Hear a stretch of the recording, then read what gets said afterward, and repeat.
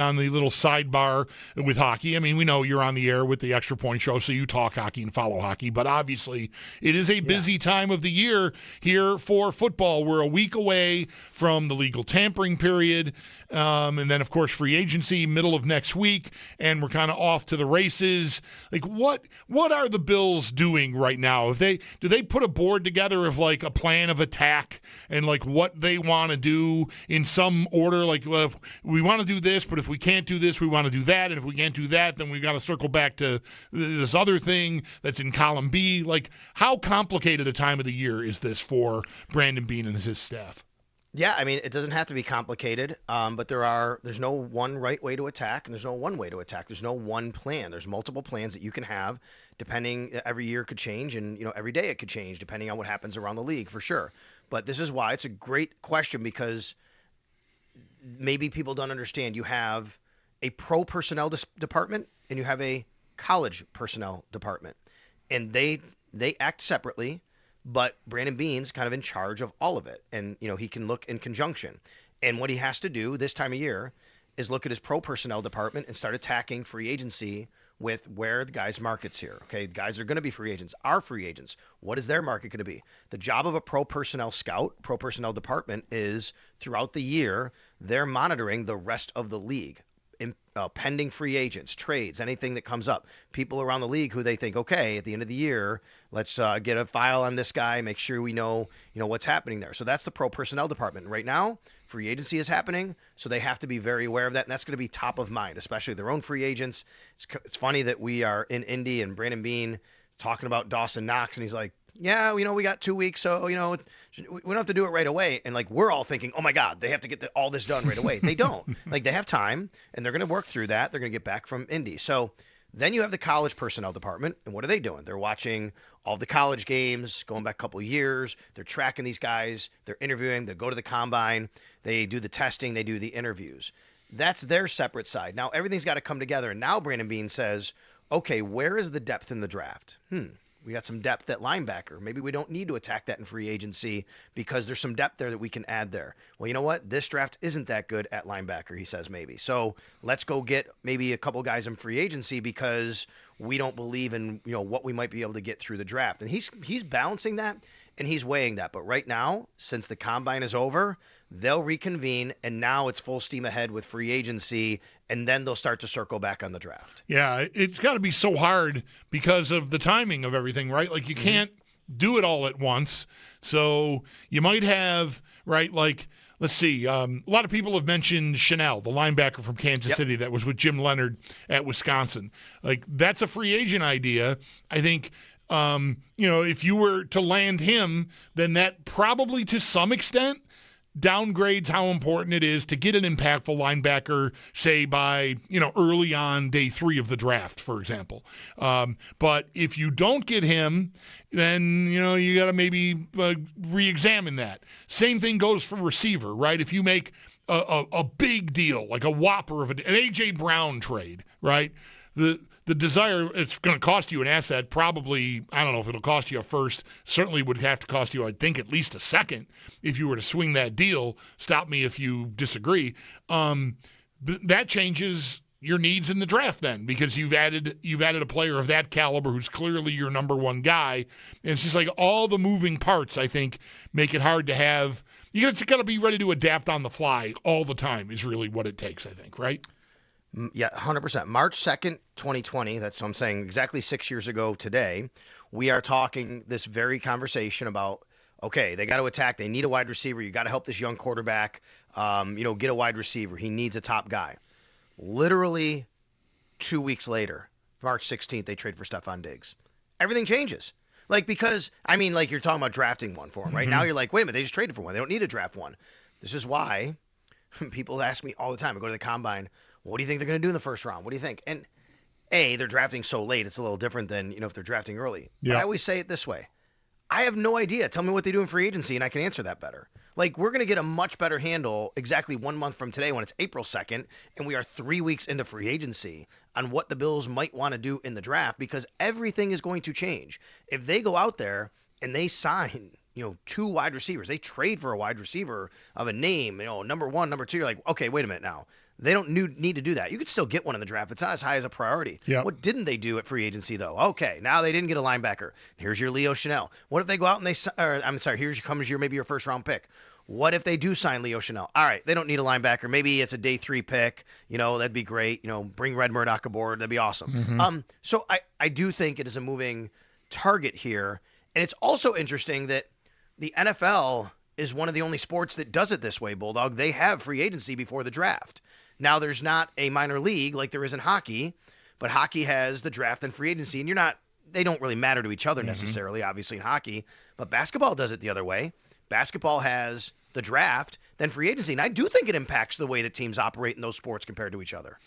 Sal Capaccio on the West Her Hotline here on WGR. A week from the tampering period, and then so that means, like 10 days or so from the opening of free agency. Sal, I've thought about this from every different angle. I'm sure you have too. Like this offseason, the number of holes that they have to fill, new defensive scheme, just how much does that impact what they do both in free agency and in the draft. And then the idea of making a big move for any position. That could be defensive end too, I guess, like Max Crosby as an idea, right? We tend to get focused on receiver in this room, but there are other needs and other things you could do to acquire them outside of free agency and the draft. I wonder about a big swing. Like a part of me feels like Beane is aware of some of the criticism, and I think maybe even might want to do something big to sort of like, look, I got this, we got this. But I wonder how smart that is in an offseason where they have the edge need and the linebacker need and the safety need, along with interior offensive line with the 2 free agents there. And then, of course, receiver. Like, there's a lot. Like, it might be a year where your best bet would be to stockpile as many assets as you can rather than trade 1 or 2 of them away to get a whale.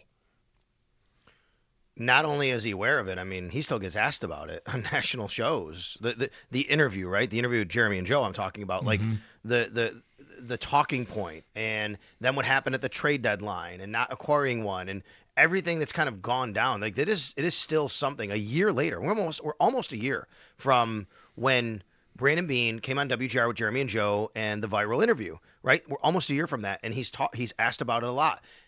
The thing that's changed though is you have a different head coach, and the head coach now is the offensive head coach who's been here with this team, who's been in charge of an offense that has put up big points, but has also kind of indicated, yeah, I'm the play caller. It's on me no matter what. But I've also had to run the offense in conjunction with what the game plan the head coach wanted to, have. And he's talked a little bit about adding a vertical element. And Brandon Beane has kind of acknowledged that a little bit. And I do wonder, again, let's go back to the press conference, Terry Pegula, Brandon Beane, all that stuff that happened, things that were said. I think what happened there is people have to understand, there's the headline, right, of Terry Pegula said what he said about Keon Coleman, and oh my God, they're blaming things on Sean McDermott, or they stepped in it here, stepped in it there. Okay, we can go to all that, but I think people need to understand they were, I think, trying to send the message out that, look, Brandon Beane he wasn't just working in a vacuum to pick players and give to Sean McDermott. It also wasn't just McDermott making the call on everything, but he's going to listen to his coaches. He's going to understand, what do you want? What do you need? How do you want to play football? And then I'll kind of go around and figure out pro personnel, college personnel, what to do there. I do think that part has changed. Like, I think that Joe Brady is telling Brandon Beane something different than Sean McDermott told him. You know what I mean? Yep. And that's evident by those little things that we keep hearing about wide receiver, which is your point to that particular position, but also look what they're doing on defense. I mean, they have overhauled the entire coaching staff except for 2, full new defensive coordinator, most likely a completely different type of scheme. We'll see where all of that goes. I just think there's a different kind of thought and feel. And I mean, the structure is even different, Bulldog. It's now a vertical structure where the head coach reports to the GM, where before it was the head coach and GM both report to the owner. And I just don't think any of these things are coincidental, right, when it comes to how they want to operate this offseason. Do you have Sal Capaccio on the Western Hotline with us here on WGR? Do you have a favorite receiver plan of attack? Focus on the trade market or free agency because that's first, right? Obviously, if they don't get enough or even anything, which would really stun me, on the trade market or in free agency, then obviously it's all hands on deck to overhaul the receiver core in the draft, and maybe that ends up being the largest focus of the draft. But I don't think we'll get to that because we've got the trade market and free agency. Is there an idea that you've liked all along or you've really warmed up to, no matter how big or how small? I mean, if you want super duper pie in the sky idea, I'd love them to do whatever they could to trade for Justin Jefferson. I mean, I know that is super duper pie in the sky, right? But it's an overall point of whether it's him or not. Now, look, I'm actually a little more lukewarm on A.J. Brown when it comes to this. Mm-hmm. I just think that he brings with him a certain kind of headache that happens that you just dealt with Stephon Diggs in some manner, right, in some capacity, that I don't think they have an appetite for, and I don't know if that's really going to work. But he's a fantastic player, right? I mean, let's see if they could do that. So just kind of leaving him aside because of that, my favorite idea, Bulldog, is to just swing for the biggest fish you can. That's what it is. Go get the best wide receiver you can. It could be someone we are not thinking about right now. There could be someone on a team where we wake up on March 16th of 2026 instead of March 16th of 2020 that night when Beane right. After Dark that night on Stephon Diggs, and all of a sudden there's a tweet that says the Bills are trading for insert name here, and you're like, what? How did that happen? Why was he available? Like, that's my favorite idea. I just want them right now with this quarterback turning 30 years old and everything that they've gone through at that position for the last few years. There is no more time. Go get the guy. Like, just whoever it is, identify the best person available that you can get and go get him. I've liked Brian Thomas Jr. in that way because while I think it probably costs you your first round pick, on the cap, it's still 2 years of a rookie contract there and a fifth-year option if I want it and need it, which I would, expect you to, take on. Now, it's not a perfect idea because we're not really sure. Even last year, his rookie year was like it really took Mac Jones to kind of unlock him. Doesn't seem like he's really gotten on with Trevor Lawrence. This year was kind of a lost year. So there's flies around that a little bit that might scare you off. But I feel like it might be just the sweet spot where it's an asset that, of course, is prized if I'm giving up a number one, but it doesn't cost me $25 or $30 million on my cap right away, which is certainly something you got to be thinking about if you're the Bills. For sure, 100%. And I mean, I don't know exactly what his compensation would be. I have no fear of moving Keon Coleman in any package if they want. I just don't know if another team is going to want to do that either. Right? Is that something to help a team go, wait a minute, we're offsetting our rookie contract receiver. We're bringing in another rookie contract receiver who hasn't worked in Buffalo, but maybe he can work with us. Like, I have no fear of doing that if they want to do that. And I actually think that the Bills could very well still wind up doing something like that. I'm not convinced that he's certainly on the team in 2026 after Brandon Beane talked about maturity issues again at the Combine with him. And, sure, they're pumping him up and trying to be confident in him, but I think that's probably to me about a 50-50 proposition. And by the way, when I say go get the best person you can, maybe that is in free agency. Maybe you can't get somebody the trade because it's just the price would be super astronomical and nobody's willing to move a guy. I just don't know if there's anybody really like that. I guess you could say Alec Pierce. Is Alec Pierce really a true number one? To me, he's not. He's got a really nice skill set. I like him, and I'm fine with the Bills bringing him in. But I just don't know. Rashid Shaheed, Romeo Doubs, these are all nice names. They don't get me to the level of go get the best guy that you can possibly find available in some capacity. Yeah, to some extent, it feels like, anything but a guy that has proven to be a number one or maybe at least close to a number one. I think the fan base is largely going to react like, great, you signed Curtis Samuel and Josh Palmer again. Right. And so, and there's not a lot of wiggle room between that level and the top level. Even Alec Pierce, I agree with you. That's an exciting idea and an exciting player, but I don't think that's to me on a really loaded team, a team with a number one. he is a great number 2. I just don't know if I don't have the structure to make that really work, I don't think. So I'd be a little leery of that. We'll see if he even hits the market, right? There's been a lot of talk about them maybe divesting themselves of Pittman and keeping Pierce because of age and whatnot. So we'll see what comes of that. But, yeah, I mean, I love to hear you talking about going big, though. I'm a little surprised because of all the holes they have that you would consider like, Justin Jefferson. I know it's pie in the sky, but like you got to be willing to give up at least 2, if not 3 number 1s maybe to pull that off. Like that would be a monster trade, right? Yeah, it would be. Man, 3 number 1s. Boy, I don't know. But yeah, I mean maybe that's what it would take. I'm not really sure, but man, put him back with Joe Brady and give Josh Allen that guy. Part of it is though, and I agree with you, they have holes.